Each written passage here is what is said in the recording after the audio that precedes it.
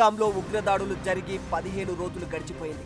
ఈసారి మేము కొట్టే దెబ్బ మామూలుగా ఉండదని సాక్షాత్తు ప్రధానమంత్రి నరేంద్ర మోదీనే బహిరంగంగా ప్రకటించాడు.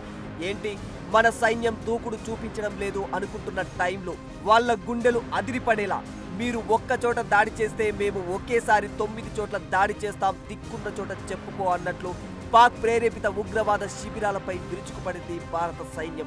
అత్యంత రహస్యంగా మూడో కంటికి తెలియకుండా భారత సైన్యం నిర్వహించిన ఈ ఆపరేషన్కే ఆపరేషన్ సింధూర్ అని పేరు పెట్టారు.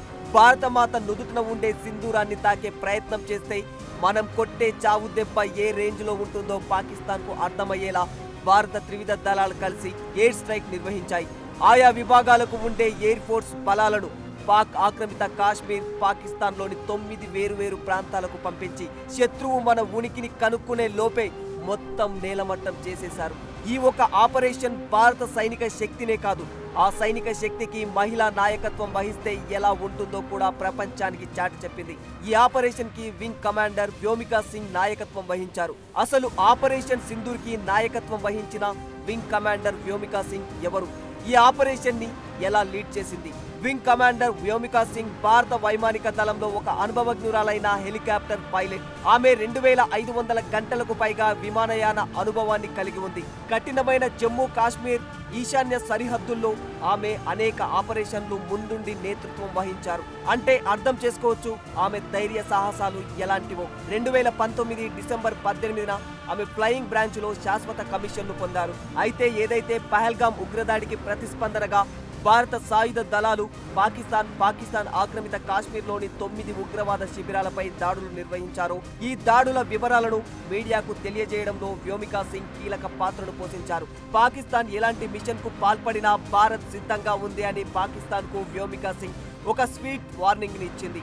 అది కూడా పాకిస్తాన్ గుండెల్లో షార్ప్ గా బుల్లెట్ దూసుకుపోతే ఎలా ఉంటుందో అంత షార్ప్ గా వార్నింగ్ ని ఇచ్చింది. Wing commander Vyomika Singh, colonel Sofiya Qureshi కలిసి మీడియా సమావేశాన్ని నిర్వహించడం ద్వారా భారత సాయుధ దళాల్లో మహిళా అధికారుల పాత్రను ప్రపంచానికి చాటి చెప్పినట్లయిపోయింది.